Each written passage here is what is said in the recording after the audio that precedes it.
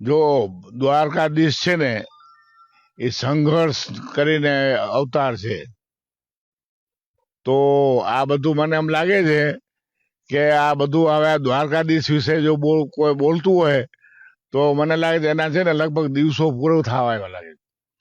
કારણ કે સનાતન ધર્મ ચારે યુગની અંદર સનાતન સત્ય છે. તો કોઈ પણ અત્યારે નવા નવા કોઈ ઉપડ્યા તો એના કોઈ વિરોધ નથી કરતા, હિન્દુએ વિરોધ નથી, કોઈ નથી, પણ તમે તમારી જગ્યાએ રહ્યો.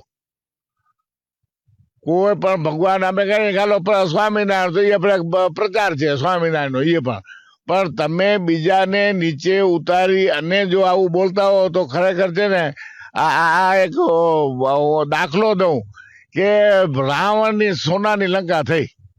રાવણે તપ કર્યું અને રાવણને છે ને અતિશય અભિમાન આવ્યું. પછી કંસને એવી રીતનું આવ્યું, બધાને અભિમાન આવ્યા છે. તો મને લાગે છે આ સંસ્થામાં પૈસા ફૂલ વધી ગયા લાગે છે. અને કાંઈક આવી રીતે તાકાત થાય ને કે આવી કબૂતી સૂજે નહીં.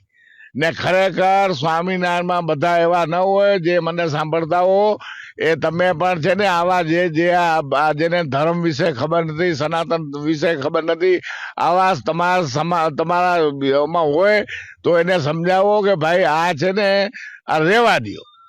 કેમ કે આપણા સનાતન ધર્મની અંદર ચોખ્ખું લખ્યું છે કે આપણો ધર્મ વિશેષ છે, પરંતુ કદાચ ઇસ્લામને કે બીજાને કે ત્રીજાને કહેવાનો અધિકાર આપણે નથી.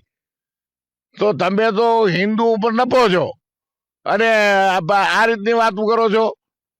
તો આ બધું સંભાળી લ્યો અને જે તમે ધર્મને માનતા હોય માનો, સારી રીતે માનો, કાંઈ વાંધો નહીં, પણ સનાતન ધર્મને કોઈ પણ લાગે એવું અશબ્દ બોલો માં.